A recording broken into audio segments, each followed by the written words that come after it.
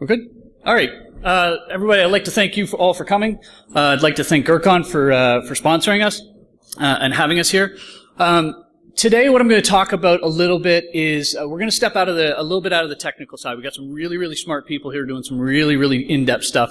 So I thought maybe we'll take a little step back, look at industry, look at business, and look at the processes that we've gotten to that have brought us to where we are today, why we're seeing some of the attacks we're seeing today, and maybe some of the ideas that we can put to them to try and back them off. So what we're talking about today is encryption, mobility, and cloud, what I like to call the unholy trinity. I'm not going to bother you with who I am. I am a strategist for the Office of the CISO at Zscaler. We're a cloud-based security platform. That's all the selling you're going to get out of me. What we've got today is a massive shift to as a service. Everybody will call this cloud shifting. Anybody here from marketing? Excellent. I hate the term cloud. It's in a lot of presentations. It's in a lot of marketing today, and it is so ubiquitous. It means nothing anymore. It really doesn't. I don't think it meant anything back in the beginning when they started using it. But to me, it's as a service. Something as a service. Infrastructure as a service. Software as a service. Security as a service. Something that somebody does for you. That's what we're talking about. And we're seeing this massive, massive shift. 81% of the companies with more than 1,000 employees are currently using, testing, or working on, or thinking about AWS alone. Right? That's not Rackspace, that's not Google, that's not Azure, that's just AWS. That is a huge, huge shift. Gartner has said that this cloud shift will affect $1 trillion in IT spend by 2020. I mean, think about that, $1 trillion in spend. We got enough problems getting our IT budgets approved.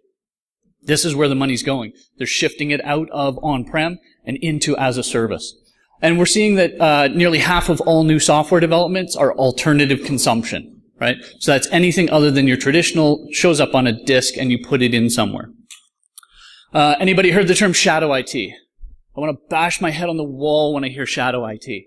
I did my first media interview on shadow IT in 2004. That's how long this term has been floating around. They've applied it to everything from the smart guy who knew computers that you hired into the finance department and called him a finance analyst because the IT department didn't support you, all the way through to all the as a services that are going on.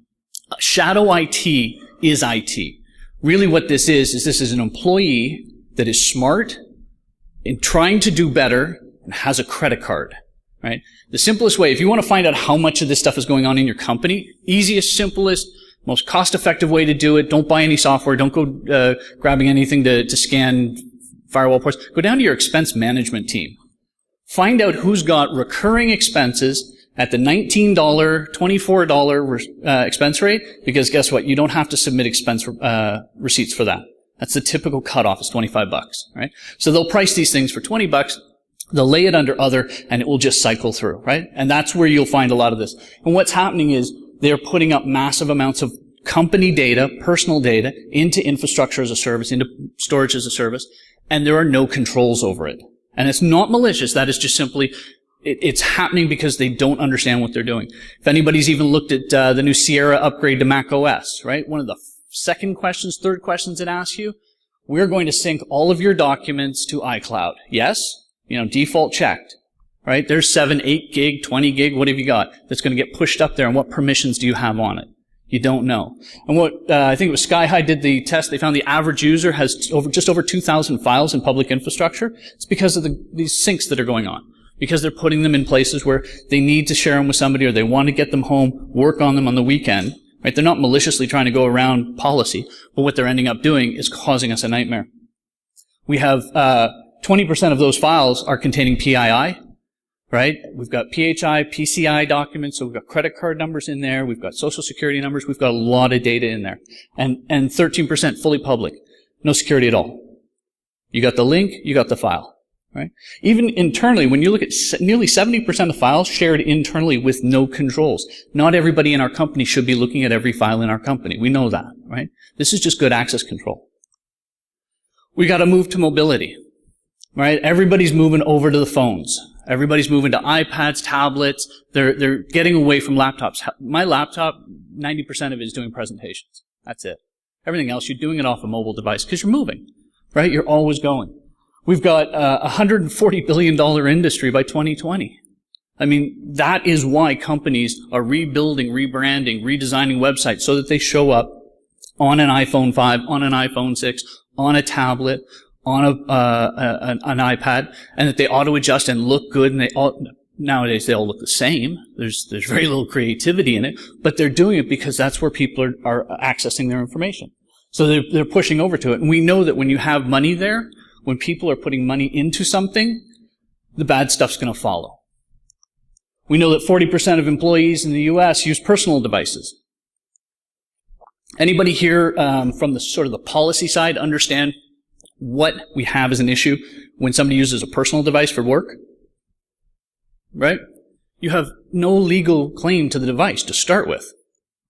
Your data, their device. What do you do when they quit? Right? What do you do when you want to fire them? What happens if you want to put something on there? You want to wipe it? You want to effect control over your data, but it's a personal device. Now we're starting to bleed into an area that you can't control. We have a full-on 30% of businesses are admitting that they're not even testing their applications, their mobile apps. Anybody here go to DEF CON and see the presentation that JMax did on the August lock? No? Oh, guys, go online, take a look at this one. He owned that thing in like 5 minutes, and it was all through a really shitty app. It was a poorly designed app, right? August, to their credit, they patched it, they've gone back and done a lot of work to fix it, right? But they built the app and put it out because they got to get product out. Right? And that's what we're seeing. We're seeing product has to get out. We'll get to security later. It's still the same meaningless commitment that we've seen for the last 20 years in security. We'll get to security later, right? We can't do that anymore. Products take off too quickly. They get embedded too far. And all you have to do is look at the world of IoT, right? There's a lot of stuff out there that has no security in it. We were hidden in encryption.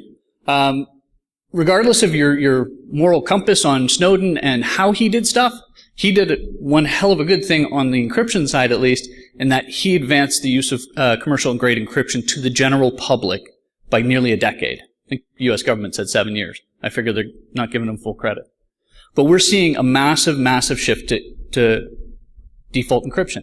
To give you context for where these numbers come from, Zscaler, as I said, is a platform. We have 15 million users active on our platform today. We process about 25 billion transactions every day. So we're doing just over double Google. I think Google's about 12 billion right now a day. Because once you're out of the search, and we continue to look at it. And 25% of our customers are blocking unscannable files. If they can't scan it, it's not coming in, right? If they're using passwords to protect files, if anybody's using password protect, if you know anybody, please correct them and fix them. This is a fallacy. It's not protecting anything. It's false security. It makes them think that they feel it's good. They send out the file, send out the password, and then, you've lost control. You have no control over it. If somebody wants to be protecting data, they should be using a service that has an audit trail against it, identity access management applied to it, and that you can control it and understand what's happening with it. 43%, that number's got to be low. I'm figuring it's over 50 by now because we see it increase at about 1.2% every month. And it's getting tough to keep up to the stats on this one. But we're seeing SSL by default. Twitter, Facebook, Netflix. Netflix is SSL by default, right? And business is going as well. 38% of malicious content hidden inside SSL. And over half of the APTs are using SSL as well. They figured it out, right? Enterprise does not look at SSL. There's a couple of reasons why they don't, and we'll talk a little about the privacy aspects, but also the capacity and the cost issue, right? But what is happening is they are hiding inside there because they can get in and out, because if you think back to the shadow IT idea, right? If you've got a credit card and SSL, you can use shadow IT. Well, you don't even need the credit card at this point. You can come in and get the credit card and start using the services. So we've created this unholy trinity, right? Some people call it the Bermuda Triangle, where stuff just disappears. You've got data traversing networks that you have no control over, right? They're on 4G, LTE, they're on public, they're at the coffee shops, hotels, conferences, right? So you've got no visibility into the networks. If you do have visibility into the networks, it's encrypted. So you've got control of the network, but you can't see the data, right? And then on top of that, your data is now sitting on these services that are out there, right? They're sitting out there on machines and systems controlled by other people. So the question then becomes, how do we deal with this? Well, let's take a little look back and let's look at the evolving landscape to start with. when all of this really started, you know, enterprise was very traditional, sedentary. It was static.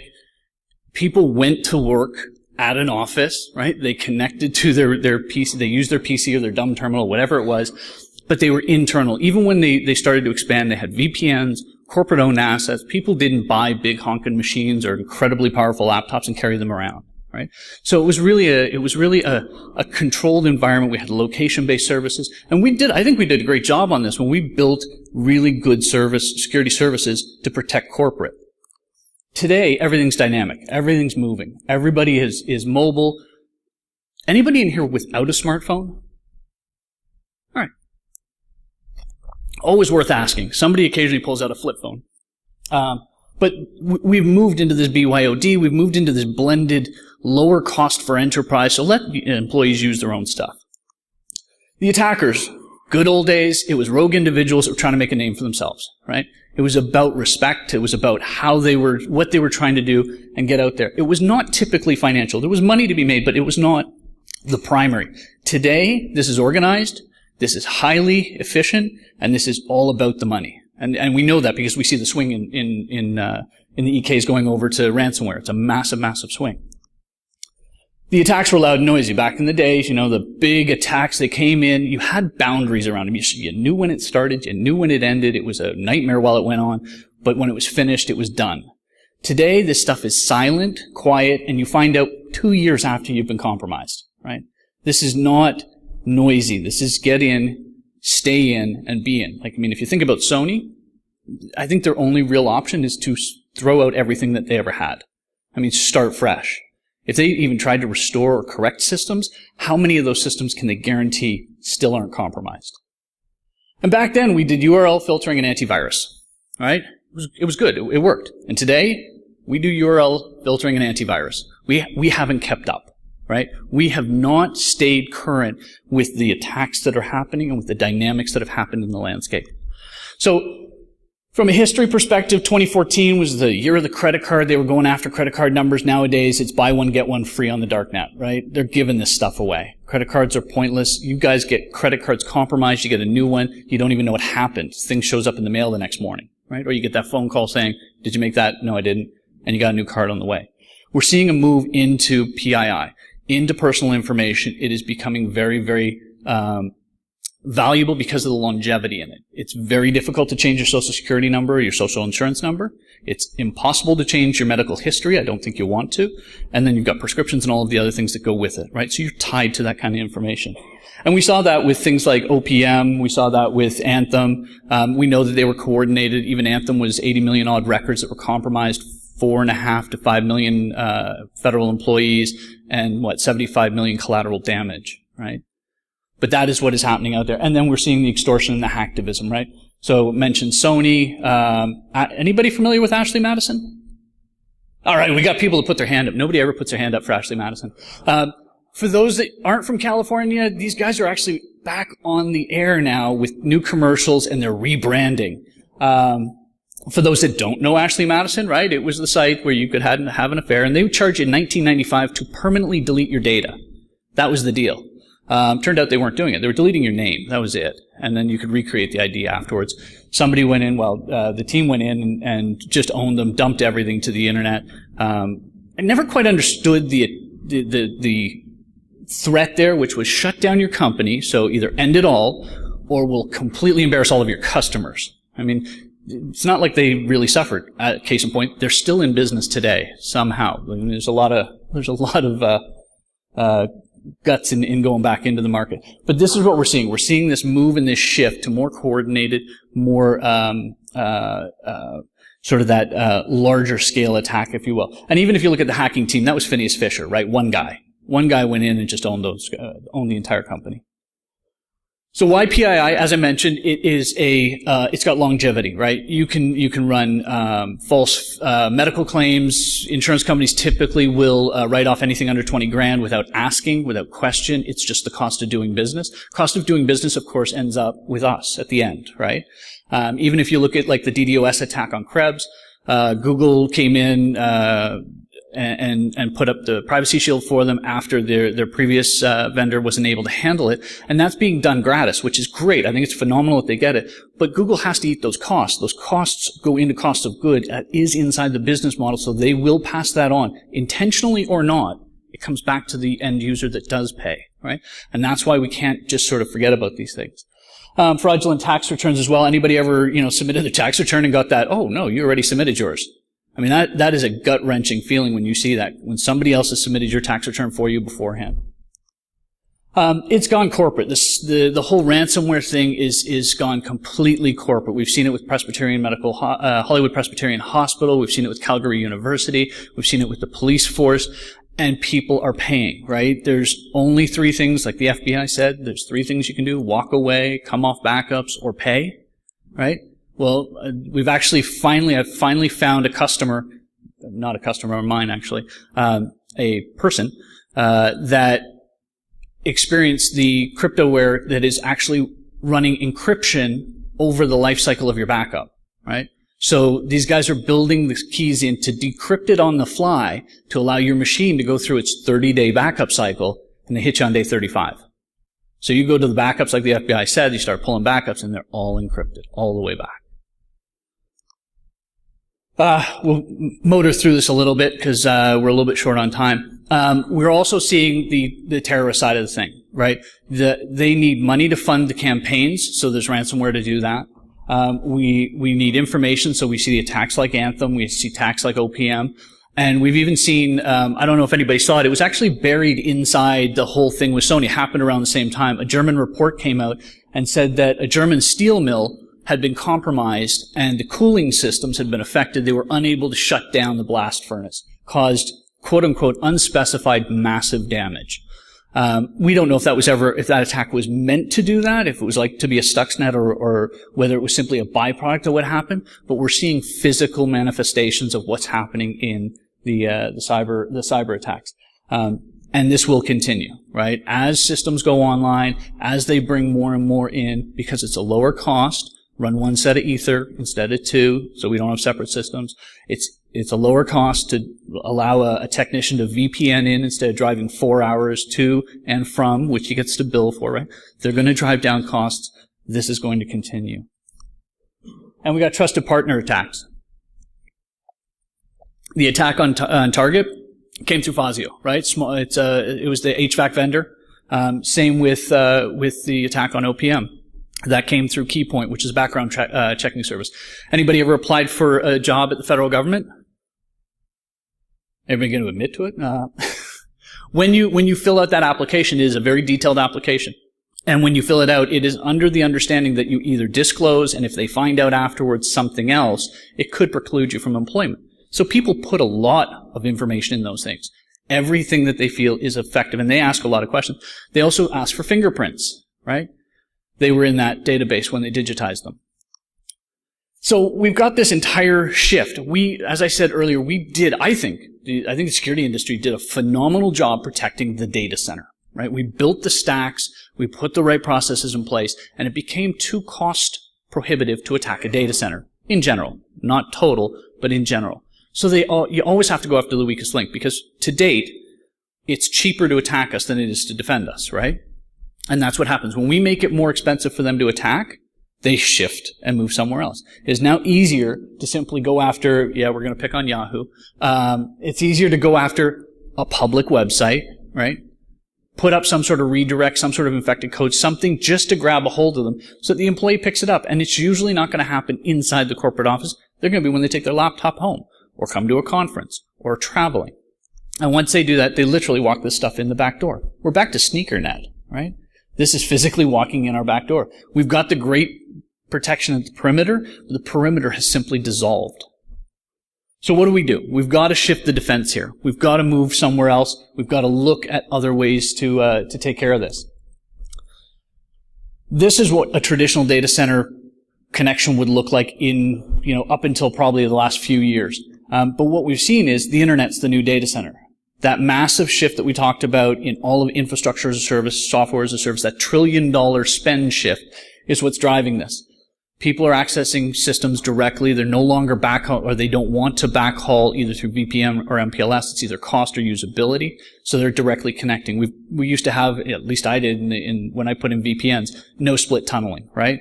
It was either on or it was off. Don't split tunnel. And you get forced. You get the VPs, the CEOs, whoever it is, screaming about the performance, and you start split tunneling. So they can go to Facebook while they're still connected to your back-end systems.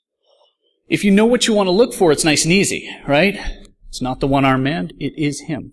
But you got a picture. You've got an ID. This is signature-based. This is what we have traditionally done. We've gone after things from what we know. But what we're looking for today is something that we don't know. People have said it's a needle in a haystack. It's not. It's a needle in a stack of needles that's sharpened on the other end. That's what we're looking for. Because this stuff looks like good code, it smells like good code, it acts like good code, and then it owns you when it gets in. We've got a complete and utter failure of antivirus. We've heard this. Now, I'm going to be very clear on this. When they say antivirus is dead, I'm not saying take antivirus off anything. Keep antivirus on. It is a good end catch-all, whatever you want. Go for free or freemium. I think half the top 10 vendors are giving away product now. When they say it's dead, it's from a business perspective, right? They're not going to make money on it. And you can see, this is a typical client of ours. We pulled this out of 1 billion transactions that they did. They're about a 5,000 user company. And you can see the virus is, well, you can't see it. The lasers never work. Less than 1%, 0.95%. In general, across all of the transactions we see with all of our customers, we see about a 1 to 3% antivirus hit, and we've got 6 antivirus engines running. We've got Gartner claiming 60% of the top 100 sites are infected, not through any fault of their own per se. It's really coming through the advertising. We're seeing the bad guys are now buying legitimate ad space because it's a good way in. Invest a little bit in your campaign, you can get a better return. 40% of all traffic today crossing the internet is going across a CDN. Corporate will look at costs, and that is one of the first things they do. They whitelist the CDNs. It's easy, right? It's simple. And nobody's looking at SSL right now. There's just too few companies looking at SSL. Because when you take all that into consideration, if you were to inspect everything, SSL, all CDNs, all your traffic in and out, you're looking at about an 8 times uplift in your infrastructure costs. And that's what's driving it. They're keeping the costs down. We've seen things like iSpy coming in. This is malware as a service. I think that's actually a screenshot from their website. It's kind of brilliant. But this is what we're seeing. We're seeing that this is the bar for this is low. You need no skill whatsoever to get into the malware game. Our CTO, who he doesn't think of himself as the most technical, hands-on coder guy anymore because he's been out of it for a little bit. He went on, bought a piece of cryptoware for $50, compiled it, sent it through, passed through every signature-based tool there was, right? $50. That's all it cost him. Everybody remember Pokemon Go, the fun game? Everybody remember Droid Jack that came with it, right? This was released in July 6th. So when people wanted it, they went outside the Google store, they went to the third-party stores, and they were pulling down Droid Jack. And I think everybody remembers the story where the original code that was written gave full access to your Google account. Full access. And if you look at the definition from Google of what full access is, that's read emails, delete emails, write emails. The only thing it couldn't do was change your password. But that would have been really handy if, say, your Google account was the email address you used to reset your bank password.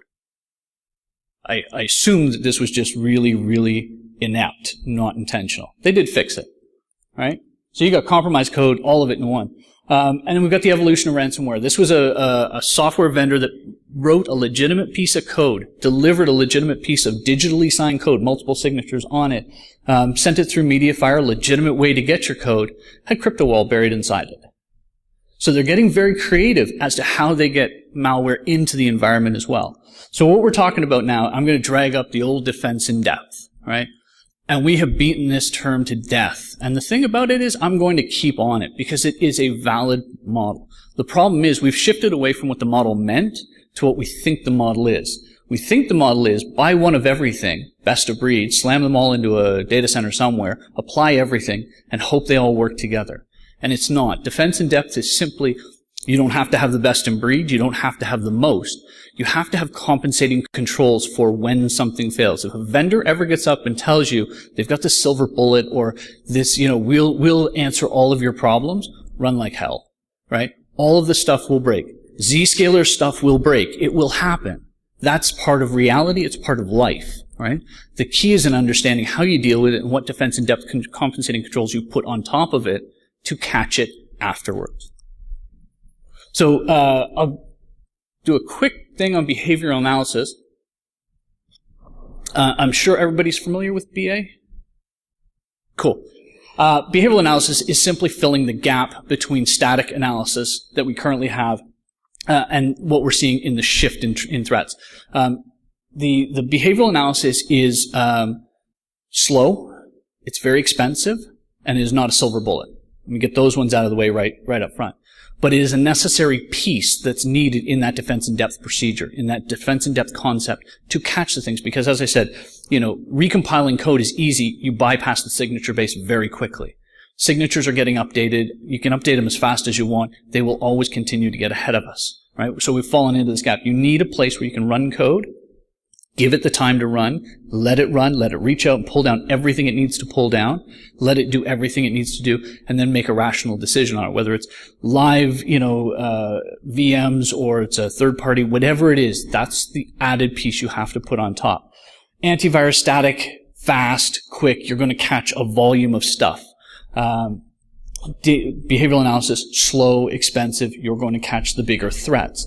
If you look at actually, do we need it? I'm not going to tell you to go buy it. I mean, the sales guys hate me when I do this, but I'm not going to go tell you to buy behavioral analysis. I'm going to tell you to look at your business from a risk perspective and ask yourself, where is your risk? What is your appetite for risk? And how do you want to address the risk that you have in your business? Because if you're looking at volume, blacklisting, whitelisting, all of the other pieces that we put in place, signatures, IDS, that's all going to catch the volume. You're going to catch the majority of stuff with those. It's the long tail that behavioral analysis get, right? And that's from a security perspective. But if you look at this from a risk perspective, right, that graph is 100% inverted. Because what you're catching with the static stuff is low level, easy, simple, right? And if you don't mind waiting period, you'll catch it. So you can even get, cryptoware or some of the more advanced pieces of malware that are out there in the signature-based stuff, but you have to wait until they get caught. Somebody has to see them. The signature has to be put, and then you have to hit the same piece. That's why we say it's completely inverted. The questions you need to ask yourself when you're doing this is, what platforms, what devices am I protecting? What have I got in my environment? Or am I going to look at SSL, right? Because SSL is going to be a massive cost to your infrastructure. And I think the guys, they'll make the slides available afterwards, and if they won't, hit me up. I can make them available for you. I'll leave you with 3 things. One, if you think about it, you've got your office users, a traditional environment. We've nailed this one down. Location-based, IDS, IPS, all of the good stuff. Pick up that laptop, walk out to a coffee shop. You're down to antivirus and a local firewall. And if you're on mobile, you've got nothing. iOS doesn't allow the antivirus on it, and if you've ever put antivirus on an Android, it grinds it to a halt. So with that, I will say thank you. If you need, hit me up offline for questions. I think we got time for 1 or 2 questions. No questions. Nope. No time. All right. Anyways, guys, thank you. Enjoy the rest of the conference.